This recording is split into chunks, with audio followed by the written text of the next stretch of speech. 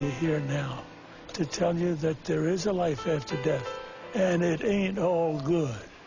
Most of you viewers out there can tell the difference between simple fainting, clinical death, and biologic death. Charles McCaig, take that case for example, who was on the treadmill. I could tell that he was in clinical death. He had a startled question on his face. He was about to ask the question. He looked dumbfounded at me as he's walking on the treadmill. I noticed his heart had stopped, his breathing had stopped, but he was still walking and talking for a minute or two before no brain to the blood flow to the brain registered, and he dropped dead. He was dead and didn't even know it. I should have told him. But what did he do?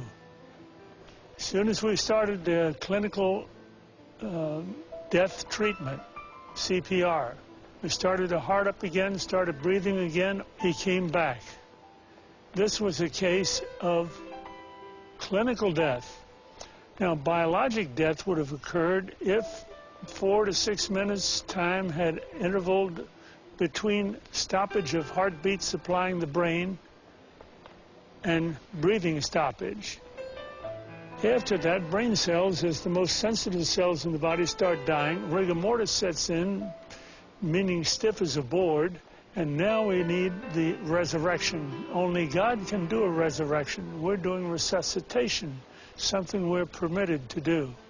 And now we want to introduce to you Howard Storm, an art and literary professor who was in Paris with his class when he suddenly had a stomach rupture, an ulcer rupture, peritonitis, shock, sudden death, clinical death, resuscitation, hell experience. I was a 38-year-old college professor, and I taught art, and I had taken a group of students and my wife, and we had gone around Europe. And we had just done a 3-week tour, and this was the next to the last day. And we were in Paris, and at 11 o'clock in the morning, I had a perforation of my stomach. When this happened, the pain was the most acute pain I'd ever experienced in my life, and it just dropped me right down to the ground. And so I'm twisting and kicking and moaning and screaming and yelling around on the floor. And my wife called an emergency, called the desk, and they called an emergency service. A doctor came, and he called an ambulance because he knew what was wrong. And they took me about 8 miles across town to the public hospital, to the General Hospital of Paris, where I was taken into emergency, examined by 2 more doctors who knew exactly what was wrong with me, and then they took me away to the surgery hospital, which was a couple blocks away. And I was parked there because there wasn't any surgeon available to do the surgery. And so there I lay for 8 to 10 hours in that hospital with no medication, no examination, no attention whatsoever, awaiting a surgeon to come to give me this operation that was critical. And it's now 8:30 at night. Nurse came in and said that they were very sorry they weren't able to get a doctor for me, and they'd get one the next day. Well, when she said that, I knew that it was over for me. I knew that I was dead. The only thing that was keeping me alive was I didn't want to die. I was scared to death of dying because, as far as I knew, I was an atheist, non-believer, person who lived for the gratification they could get out of the moment. And, you know, like, dying to me was like the worst. I mean, next to the pain, dying was the worst thing that could happen to you because it's the end of life and there was no more. There wasn't anything else. But when she said that, the idea of trying to exist for another minute, another hour in this pain, it wasn't worth it anymore. I'd been hanging on in the hopes that they told me that they'd get a doctor and do the surgery and open me up and fix the problem inside of me, but when they said they couldn't get one. So I said to my wife, it's time for us to say goodbye because I'm going to die now. And she got up and she put her arms around me. I'm lying in the bed, and she told me how much she loved me, and I told her how much I loved her, and this makes me really sad. And We made our goodbyes, you know, said those things that you'd say to the, who'd been married 20 years, say all those kinds of things. I can't tell you because I'll just start crying, but she finally sat down because she knew it was over. And I knew. And it was just so hard looking at her, crying like that, and I just closed my eyes. Just let it go. And I went unconscious. I probably was unconscious for a very short while. A few minutes, probably. And I was conscious again. And I looked, opened my eyes and looked, and I was standing up next to my bed. And I knew exactly where I was and what the situation was. I mean, there was no confusion in my mind. I felt more alive, more real than I've ever felt in my life. You know, people ask me, you know, were you a ghost? I was just the opposite. Very alive. As I'm looking around the room, I see that there's, underneath the sheet on the bed, there's something under the sheet, a body. And so I bent over the bed. The head was turned away from me, and I looked at the face, and it looked like me.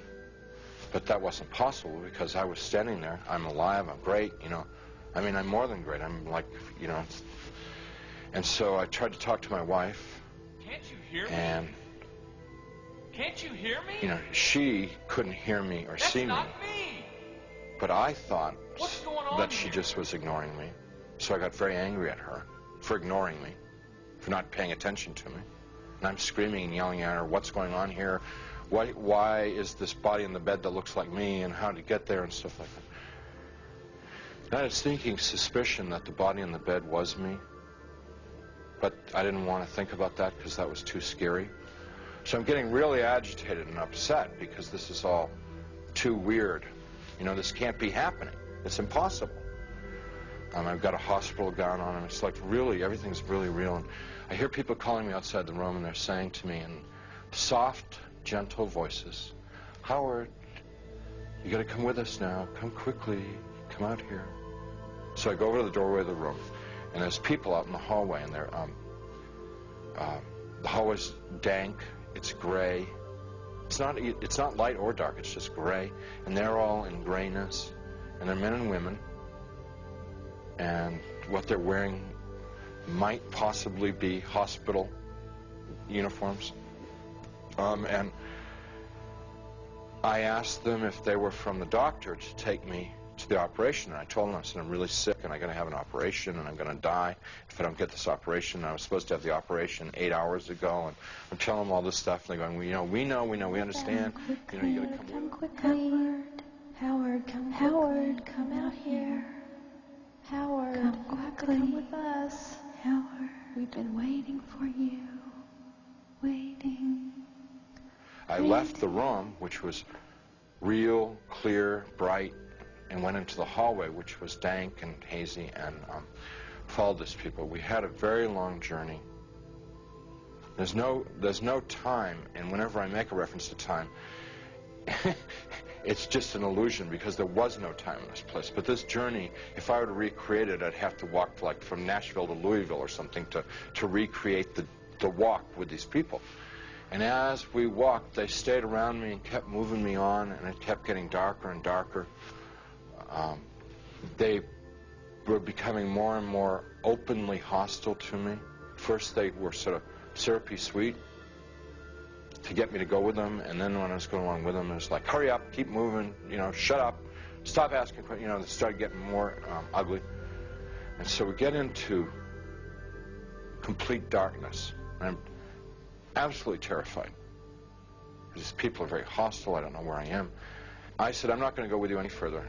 They said, you're almost there. And we started to fight. I was trying to get away from them. They were pushing and pulling at me.